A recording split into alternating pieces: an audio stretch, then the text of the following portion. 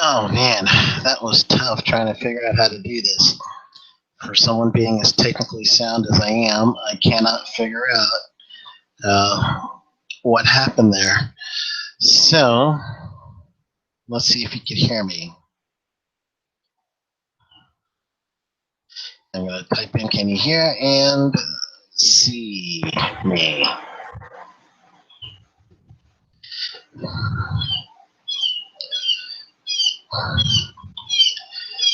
Can you hear and see me? Anybody?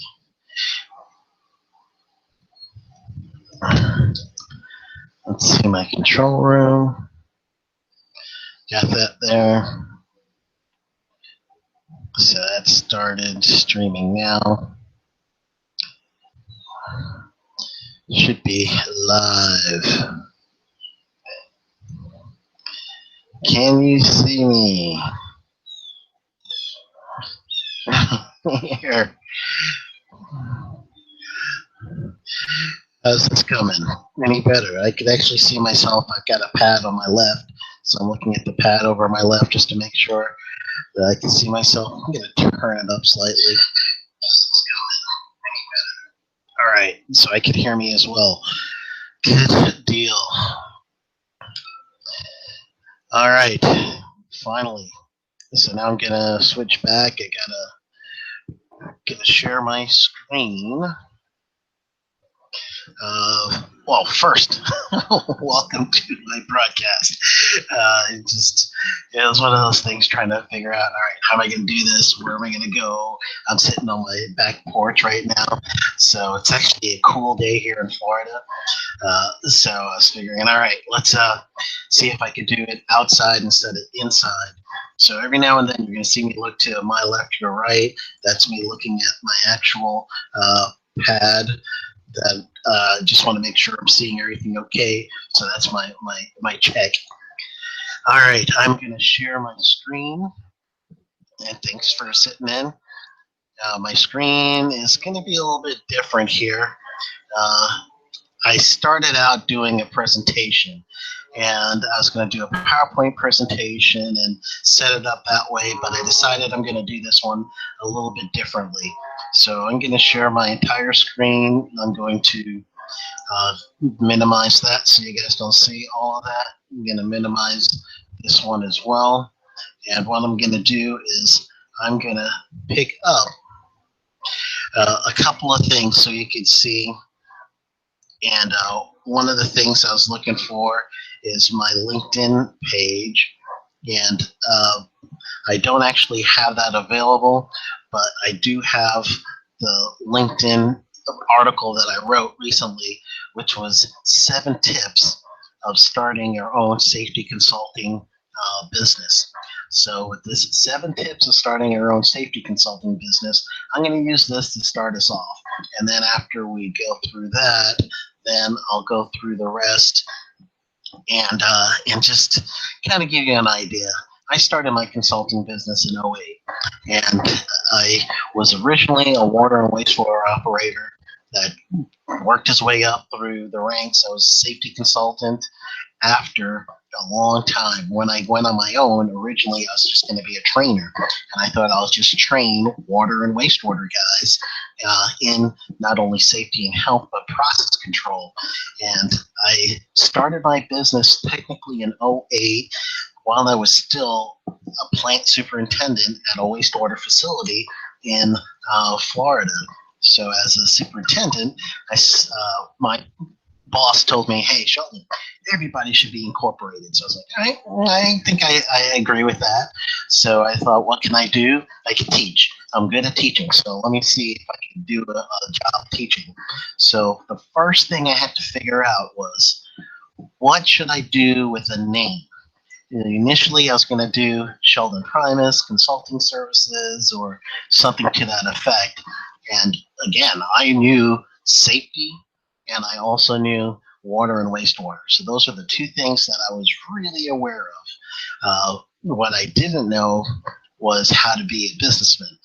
But I knew that I didn't want my business name to be just identified with one thing, because if it was, then eventually I'm going to have to change that. So even if I wanted to do Sheldon Primus Consulting, then everyone would be expecting Sheldon Primus Consulting. So if I ever developed uh, to the point where I needed to hire people, and then now I'm going to have to send someone else as my representative, and is that going to be something misleading to my clients?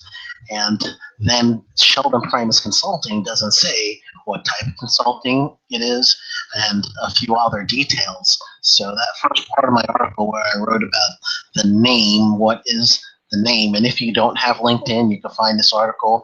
Even right now, you could open a tab that says safetyculture.online, and you're going to see the consulting tab, and that's the one that you click on, and then you get to see this article, but it should be on the home page. So I decided that I was going to make my name a little bit more of a generic name. So my initial business was Utility Compliance Inc. And I chose Incorporated over LLC. That's another technical thing that you will have to develop. LLC, for me, and I'm not an expert at this, but for me, the LLC was, which is a limited liability company, was more for if I was going to have a partner or something where I needed to delineate, especially my business with my home, so there wouldn't be any citations or fines or sues, anything going to be against me and my family. So that's what an LLC would have been. But I wanted the benefits of a S corp, so I used Utility Compliance Inc. because several of the other entities that I would have to deal with, they needed incorporation in the title in order for them to give a PO, a purchase order. So I needed to be an incorporated entity in order to deal with the cities and counties that I was dealing with. So I kind of looked that up first, and I chose Utility Compliance Inc. So later on, I really started to do more OSHA compliance than I did utility compliance, and I'm an authorized OSHA trainer. I do the 10, the 30-hour courses for general industry and construction, and I'll touch you a little bit more about that later on. But right now, I chose that name, and eventually I decided I need to differentiate my public sector clients that didn't have to deal with OSHA. In Florida, there is no state OSHA, so they are completely exempt. So what I did is I developed another name, and it's a DBA, which is doing business as OSHA Compliance Help. So utility compliance is my first business, and then I created a DBA, OSHA Compliance Help. So the utility compliance has the tax ID number, and it has all the strappings, if you will, of the parent company. So that's what the utility compliance is. OSHA Compliance Help is actually their the sibling company, or the doing business as. So I use the same tax ID code that I have for utility compliance for my OSHA Compliance Help. My checks say utility compliance and OSHA Compliance Help. So the name itself, OSHA Compliance Help, implies to you that you're going to do business with me because I'm going to help you do some compliance assistance with OSHA. So that is one of the ways that I've leveraged that name. I have a group in LinkedIn. The LinkedIn group is OSHA Compliance Help. So even though my business is named OSHA Compliance Help, I get people drawn to that LinkedIn group because of that name as well. So that's only tip number one. You can tell I can talk about this stuff forever. So let's move over to the second one. The next is securing your domain name. So it is very important to secure that domain name, because if you do not have that domain name, what happens is you could get hijacked by people who actually have, I'll give you a story. So this is an illustration. I didn't sign up for utilitycompliance.com originally. I used utilitycompliance.net. Actually, it was the other way around. I had utilitycompliance.com first, and I didn't renew it with GoDaddy. And then someone hijacked my name.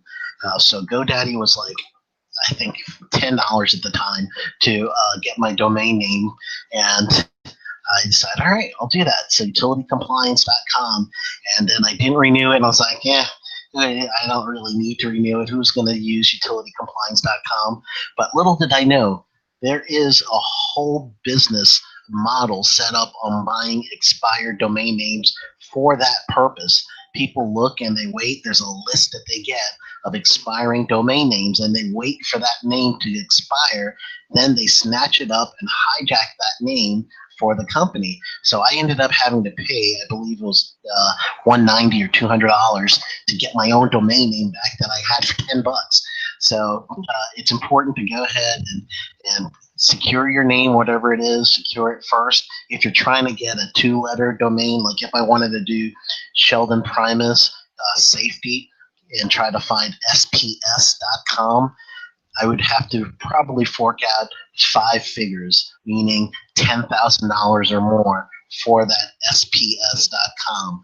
So it's not likely. If it's the 2-letter, if you just want to go Sheldon Primus sp.com, you're probably going to have to deal with $100,000 to $200,000 just to get a domain name like that. So I wouldn't bother looking for the initials unless you do like spsafety.com, like sheldonprimussafety.com. You might be able to get something like that.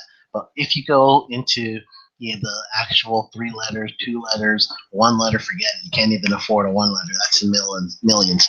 So I have so many domain names, and right now I'm like 100, 200 domain names that eventually either I'm going to build out or I'm going to sell. So that's a little hobby of mine. I'm also looking at the Q&A too. So if you guys have any questions, just go ahead and put it in that. That's what I'm going to look off to the side every now and then just to see if there's any questions affiliated with that. My tip 3 coming from here, and I'm really going to just sum up these tips in the next 5 minutes, and then we're going to go into something else beyond the 7 tips. So my tip 3 is don't quit your day job yet. I had a situation where I kind of got burnt out from government work. So my whole adult career, I've been working for a city, county, special district of the state in safety and health and wastewater. So I kind of got burnt out and I quit abruptly. Not like I'm leaving right now, but I gave my employer, I believe, 2 months, and I trained my next person, and I left on good terms. I've done some stuff for them afterwards, but use this time to develop your name. So if you're in 2017 getting your safety and health, just your name set up, then go ahead and use that time right now in 2017 to start developing your client list a little at a time. So let's say you're not ready to actually leave your job until 2020 because maybe it's a certain day, your birth year or something where you're at 65 or you're at that age where it's good to retire, but you want to do something else, then go ahead and wait for that. That is a better way of doing it. However, if you need to leave right away, there are some tips on what to do. So what I would do first is definitely, if there is no kind of, I forgot the wording for it, non-compete clause, then go ahead, grab some of those names. I'm not telling you to do anything illegal. I'm just telling you keep your relationships. So relationships is all you have in the consulting to get yourself started. And then actually it's all you have for the rest of it. Even after you get yourself started, the relationships are a big thing for you. So my tip number 4, when you're ready, and you can do this now while you're still working, start writing some journal articles. Start writing for anyone or anything you can. Start blogging. Build your actual your group of people that are going to follow you. This is what you need. You need to build that know, like, and trust that you've heard all about. It's true. You definitely need that. So it also positions you as a professional. So if you are looking for that positioning, especially if you have special skills, then start writing those articles. Not many are going to pay you, unfortunately. So go ahead and start writing those articles, and what that will do is not only position you as an expert, it's also going to lead to speaking engagements. So when you get into speaking engagements, that's really going to build your brand. That's when you get into that building mode of your brand. So sure, someone's going to read an article for free and you don't get anything from it. However, you're helping the community in whatever you're doing. And since we're talking about becoming a safety consultant, you're going to help people save lives. You're going to help people stop injuries and illnesses. That's the bottom line. That's why I became a safety consultant, not a consultant in anything else, because I am truly concerned about people. When I first started, I would take pictures, use those for my classes, and tell them about the stories, show them OSHA compliance with the pictures I took. And eventually I started building up the nerve and started talking to people and seeing, okay, I actually need to do something here. And I started talking to people and saying, all right, you're doing this unsafe. This is going to be an accident. If you hire me or not, then this is what I'm concerned about for your safety, for your life. And I started doing that a whole lot more. So that's why we're in it.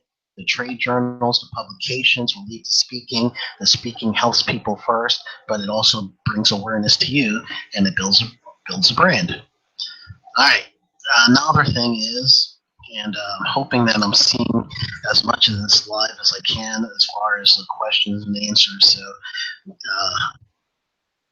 if not, I will have to look back because I'm not really seeing anything yet. So I'm going to keep going. Getting a safety designation, this is a big, long section of the article, and safety designations are as tricky as they come because you have designations in everything. You have, for me, I'm a certified occupational safety specialist. That is the COSS program, COSS, and I am a trainer for COSS. I actually am an evangelist, if you will, for COSS because nowhere else are you going to be able to go through a week worth of class. You're going to get general industry and construction. It's going to be a hard-hitting class. I have students that are just all the homework that they're getting. They're just so amazed at all the different homework, and they're like, how am I going to get past this homework? And they do. They get past the homework. But for the most part, when they're doing that, they are learning. They're activating a part of their brain that they haven't since they're in college. So you get through that, you do a presentation, you pass the quiz, you become a certified occupational safety specialist in 1 week. Intensive class, you're giving up your week for this class, but it's worth it. Certified occupational safety manager is the same thing as the COSS week-long program. However, it's specialized for safety managers. So you get your COSM designation. Those are things that go behind your name. After you get your safety designation, now you also can back up your knowledge, your experience, and there's so many. So if you're looking at this article, I'll scroll down a little bit at a time as to not get you dizzy, but most people know the certified safety professional, and the way to go through that is your board of certified safety professionals. It's a very well recognized certification. You need a college degree to get that. However, there are several other degrees that you don't need, or certifications, I should say. So here's a few other certifications. If you want to look at the article, you can see the rest. My tip 6 is becoming an authorized OSHA trainer. I mentioned it earlier before, but how you do this is for your area, whichever area you're in, you want to, if you're in general industry, there's a certain prereqs that you need to meet, but once you get past those prereq points, which is basically experience in the job, you're going to want to do the 5 to 511 course first in general industry, and that's a 30-hour course. And then you're going to want to do the 501, and that again is a 30-hour course, but that's the train-to-trainer course. After you get out of that, you could do the 10 and 30-hour authorized OSHA training and anything else in those components of the 10 and 30-hour training. Then the next is you want to do the OSHA 510 for construction, and that's the prereq course. And then the 500, which is the train-to-trainer course. So then when you get done with that, you could do the OSHA 10 and the OSHA 30 for construction, and any of those related course material there if you have the experience. So do you have a designation now, and you're going to be an authorized OSHA trainer? you are set to go, because this leads you right into step 7, which is partnering with the safety association. That partnership I learned the hard way. So let's say you start your own business, and definitely get your business cards. You need that. Definitely another thing you need is you need to develop your website as, at first, your own online business card, but later on you can add features. So don't worry about that yet. Ooh, I got a question from Mario. Hey, Mario, how you doing? Uh, Mario's a past student. I actually not a past student. We met over in Atlanta. So anyway, so let me finish the thought, and then I'll answer that question there, Mario. But with your partnership with a safety association, you definitely need your cards. You want to have your online business cards, which is your website. But imagine your limitation with just reaching out to people business card by business card. Not only is that going to be expensive, let's say you have to get ads, that's going to be expensive to build a brand. You have safety councils around you.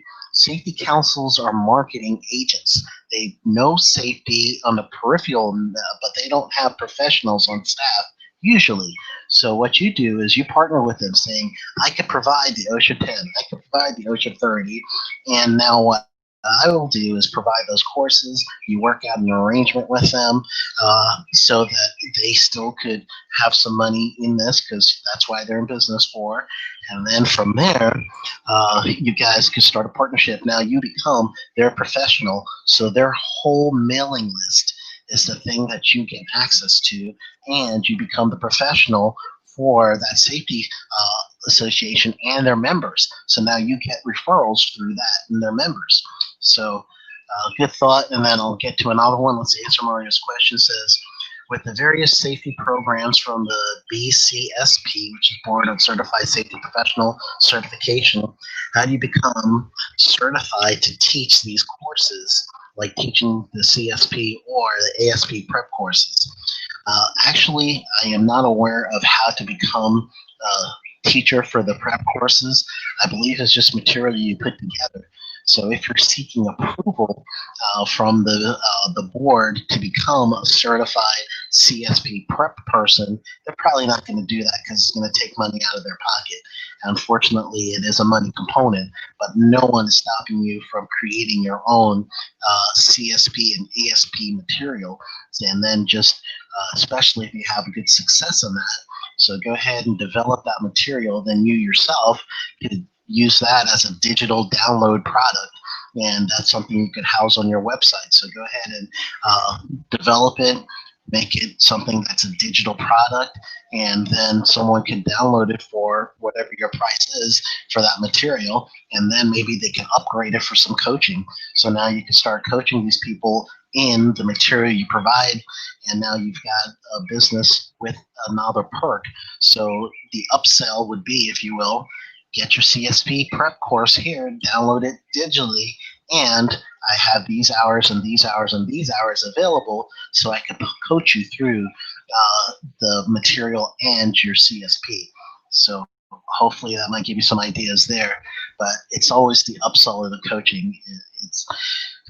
Don't feel like you're doing something dirty by doing that. Unfortunately, it costs money to get these things out, so the upsell is part of how people help you with this, so that's it's a value that you have.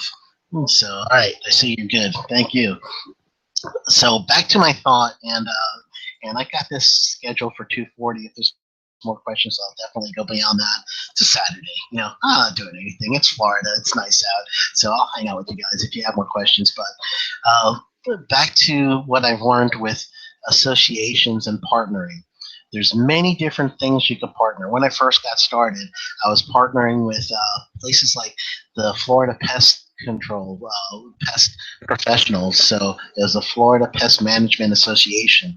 I became their safety consultant, and what I brought was OSHA compliance for pest control. I didn't know anything about pest control, but I know about safety and compliance, so that's what I did. I did some speaking on safety and OSHA compliance for the pest management actual sector. So I broke it up sector by sector. So if you're a specialist in roofing, sure, go to some roofing associations, or you may actually have an association that you're working with. So that's one of the ways you can do it. So that's a thought process. So now that I've got you guys through this, those are the 7 tips that I have. I'm going to give you guys a few other things that you're going to need to do. So I'm going to scroll back up, and one of the things that just want to make sure I covered everything there. Okay, good. So one of the things you do need, get a mailing list as quickly as you can. You can use something like MailChimp. You could use something like I use right now is what do I use? I've used so many, but I slipped from not lead pages, but it's another one, and it'll come to me as soon as I stop thinking about what I got. Is all of a sudden it'll come to me. But basically, what you need to do is develop your actual list just by having people sign up on your business card online, which is your web page. And truly, your web page right now only needs to be maybe 1 or 2 pages. Page 1 is how to reach you and a little bit about you. Page 2 is where you put your blog, and your blog is something you could do once a week, a safety and health topic that you put up. If you're on LinkedIn, you can actually do this on your LinkedIn page. I've got a LinkedIn, hold on, let me look it up right now while I got you guys, but I actually have, I wrote an article years ago for Treatment Plant Magazine, TPO Magazine, that tells you a little bit about LinkedIn. So you're going to see me do my search on the fly. So I'm going to do TPO, Sheldon Primus, LinkedIn, and hopefully this will bring me to that LinkedIn article.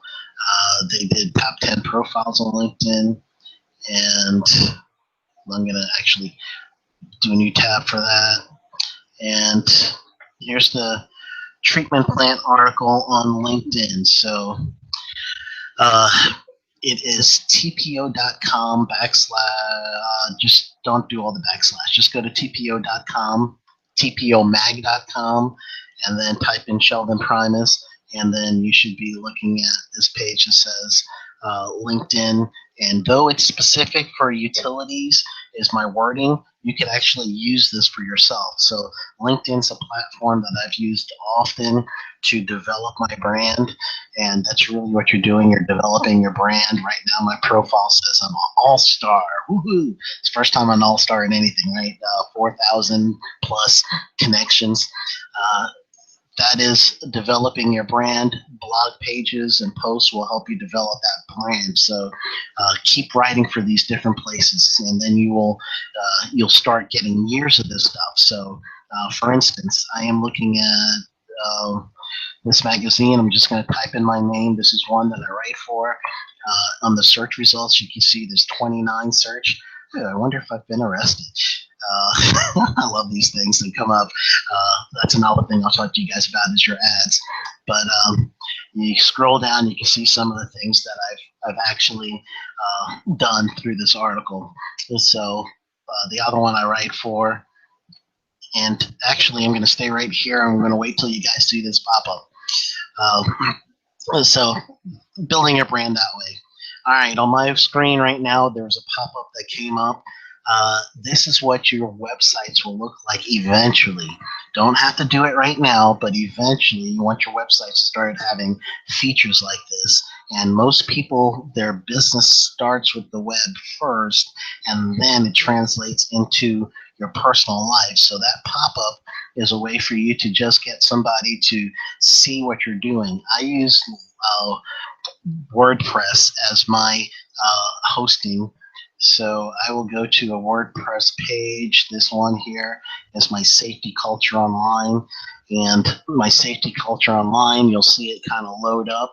And then as it's loading up, it's going to actually give you a pop-up. And this is my way of saying, hey, look at me. And that pop-up for the safety culture online is, I forgot the widget that I'm using, but it's a pop-up widget. So that ad pops up, and might not because I visited before, but basically it's just to grab someone's attention. So that's something you could do later on. So this is one of the sites I have developed.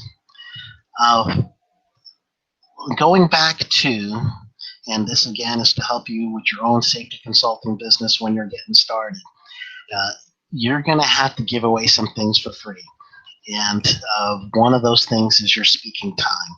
So yes, we definitely want to reach out to people, make sure that we're reaching them for safety and health concerns. However, we also want to make sure that with the speaking engagements that we try to get the next engagement. So if someone likes you, you say, hey, thanks. Is there someone else that you think might benefit from this talk? Or when's your next event? I'd love to be able to speak at that too. And as you're doing that, you're getting tons of cards. Give out your cards, talk to everybody, keep notes. The big thing is keeping notes of who you speak to, so that you can go back and refer and give them a call, send them an email. The fortune is in the follow-up. If you haven't heard that before, that is the truth. Follow-up is very important. I use many follow-up things. One of the things I use the most, and I'll show you guys my convoluted screen, but as you see these pop-ups here, this is your notepad. It's a sticky note, I believe is what they call it. So I've got sticky notes, and I use these little sticky notes here just to make sure that I have different wording that I need. So I got a whole bunch all piled up here. You can see all my little sticky notes, and that's my tool that I'm using for my follow-ups. So definitely when you get that name, you get that card, keep your pen with you. Right on the back of that person's card where you met them and what you need to talk to them about. So that's one of the things that you can use. Definitely do that. And then follow up. Don't forget, follow up with them in a short amount of time and say, hey, thank you. It was great meeting you. I would like to meet with you for dinner, or I'd like to meet with you for lunch. Not dinner, usually it's lunch or breakfast. And, work it out. Whatever you guys talked about there, carry it on in that meeting. Networking events, in my experience, are as close to a waste of time as ever, unless it's a safety event. If it's an event for a Chamber of Commerce, if it's an event on a meetup, quite honestly, the type of person you're looking for to start your safety business isn't a decision maker, and probably they're not even the influencer. So in my opinion, it's a waste of time unless you're doing a networking event at something like let's say it's an association meeting for manufacturing and only manufacturers are there, or it's an association meeting with contractors and the contractors there. Those are good networking events. The business events and the meetups, if they're not specific enough, it's really wasting your time, and you're probably could have done something better during that time period. So unfortunately, that's been my experience. If there's any more questions, go ahead and shoot some questions, and I'll answer anything that comes up. And I'm definitely looking. I got a little time delay on mine, so as you're asking the questions, I might come up a little bit later. But I am doing a Become a Safety Consultant course. This is the actual page that it's going to be. If you go to Primus Institute, you're going to see the course material for you guys that actually took the time and decided that you're going to listen to this. I'm not going to charge you the price here that you're seeing. So if you go to the OSHA.com, be a consultant, which I'll scroll back. Here's my OSHA.com, OSHA Compliance Help, OSHA.com. I wish if I got that one. That 4-letter is worth a ton. But my OSHA Compliance Help, you click on your tips to become a safety consultant, and actually it's changed because I didn't update mine. So I'll say be a consultant, you'll see this. Right now what I'm doing is, for you guys, I really need some help putting this course together. So if you're interested in being part of the beta group, it'll only cost $50. You can do here. This is a registration page, and I'm only going to do $150 for you guys, but everyone else is going to be $380 when the course comes out. So I'm going to give you that course. You're going to dissect the course. You're going to tell me, Sheldon, like this. This has helped me. This hasn't helped me. And then after your input, then I'm going to go ahead and do the full price and price it to everyone else after. But the course currently is being housed on the Primus Institute, which I don't have the tab for right now. So if you go to primus.institute, and under the Primus Institute, you're going to see very bottom, be a consultant course. Just kind of scroll through that and see if that interests you on some of the things we did cover, but it's going to be so much more in-depth afterwards. So I definitely want to do that. I was kind of waiting to see if another question will pop up while I showed you guys this, but you can find it. So one last note. I know I don't want to take your full day, but one of the biggest things that shifted my business, and I mean shifted, was when I decided to become a trainer for someone else. So when I became a trainer for the Certified Occupational Safety Specialist group, the COS group, that changed my business exponentially, if you will, because now I have a classroom of students that are listening to me, and I don't sell them anything. I don't do anything that's unethical during the classroom, but I get a lot of emails, a lot of letters afterwards saying, Sheldon, help. And I say, sure, and I'll help them as much as I can. If it's anything more than 30 minutes of research and everything else, then I would do like a consulting fee cost, or I give them a proposal, and I've gotten some proposals out of that. So if you could actually find a training outlet for you, and training is pretty easy, it's really not too bad. Just don't, just the way I train this is a training session to me. I do all of my classes just like this. I mean, it's you and a buddy talking, even a 40-hour class, even a 30-hour class, you and a buddy talking. Don't take it too seriously. And for training, that is actually going to be one of the best things that you should do. So I'm going to go back up to stop sharing my screen for a second here so you guys can see me. So if you can start training for a company, do it. Find one that if you're a specialist in something, fire a specialist in let's say it's a safety and health topic that not too many people do, and you can find a certification group, or you can find a special training group. Go ahead and do that and be a trainer for them.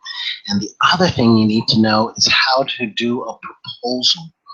When you give someone a proposal, this proposal needs to be a quality proposal. It needs to be something that when they look at, they are wowed at it. It can't be anything too simple. So the proposal itself is a technique that is very tough, and I'll show you guys in the class if you do decide to do that option. But the proposal itself is truly, it's almost like artwork. You got to really think ahead of what somebody wants and listen to them in the meeting when you're sitting, as you're developing this proposal. You're going to listen to them really closely. And as you're listening to them really closely, you're going to give them what they need. And the way you put it together, though, is the key. So here I'm going to show you guys a little under the hood of what it looks like. Share the screen one more time. And I promise we're ending with this one. Or we'll just go ahead and end with this one. But let's show me my application. This is a city in my area that needed some training. So if I don't see any questions after I show you guys this, then we will stop. But all right, so here is my proposal. Let's make it a little bit smaller. So they needed the safety and health. It's the city of Punta Gorda. So they wanted me to do a little proposal. So it is truly the book and the cover thing. You're not going to buy a book if the cover looks terrible. So here's this proposal. Here's my utility compliance side. It's not my OSHA compliance. I've got a table of contents there so that they can find everything very quickly.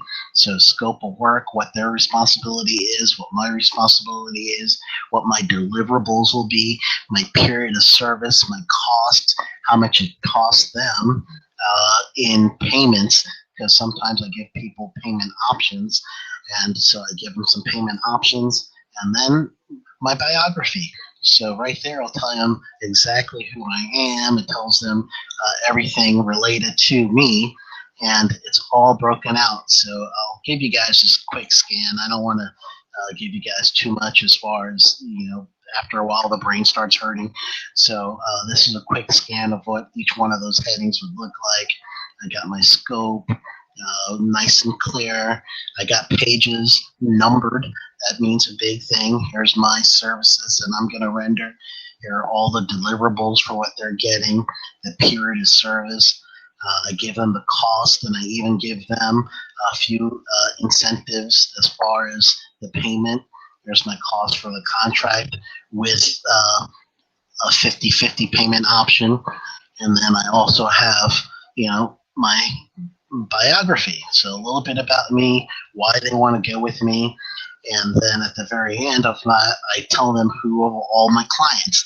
I've worked with the EPA, I've worked with consulting firms, I've worked with different cities and states, oil and gas. And so I give them a nice list to let them know that, you're not alone, that I've had some business. So right now, if you're just starting, you're not going to have that list yet. But you will as you do keep adding those to your proposals. I gave a list, a little thing of what people have been talking about me in my different type of training from their departments or whatever. So name the names of the people too. That's important in your proposals, so people could see, who has been doing business for you, with you. So proposals and starting, that is an art form of developing a proposal. So I really want to at least let you guys see what that looks like, and I'll definitely be going over that with the course. But all right, I do not see any other questions. I want to thank you so much for spending some time with me. And if you guys do have anything else, you can always reach me. If you haven't subscribed to the channel, so go ahead and subscribe to the YouTube channel too. And I do have another one, which is a Patreon channel, and it's the Patreon is patreon.com/OSHA Compliance Help. Really what that is it's a different variation of crowdfunding, because it takes a lot for me to put all this stuff together, and it takes away some time. So if people choose to actually spend some money, and it's like $2 a pledge, or some maybe $5 a pledge or whatever, and then they get content that is a little bit more special. Not special, but they get featured content, and then sometimes they get things first on my videos before I put them on the OSHA Compliance Help channel. And I want to tell you, definitely use this OSHA Compliance Help channel for your training. So if there's anything that you need training wise, send me an email, sheldon@oshacompliancehelp.com, and say, hey Sheldon, can you do a video on this? And sure, I do that, especially with my Patreon subscribers. And I'm just starting this, so I don't have many now. I'm not even sure if I have one now, to tell you the truth, because I started this like 2 days ago. So I may not. Who knows? So what I'll do is I'll definitely do that. And go ahead and mute me if you want. And you can see a picture of something, and go ahead and start teaching on the picture of the video that you have. And I've got so much videos in my not everything. I don't do a fire protection much. I don't do I do a lot of process safety management, but there's some topics I don't do much, so I may not have the videos for that, but if I can, I will, and I'll post it so you can use that as your teaching. So go ahead, and I'll love to do that. So I went over my 240, but okay. But thank you so much, guys, for stopping by, and I hope this helped you out as much as you can. I'll take one quick peek to see if I'm missing any of the chat. You have to refresh my page for that, because it's been there. So it looks like I am good looking at my dashbook, looking at behind the scenes. So I look like it's good. Thank you guys, and I will be ending the broadcast. So have a wonderful day. We'll see you.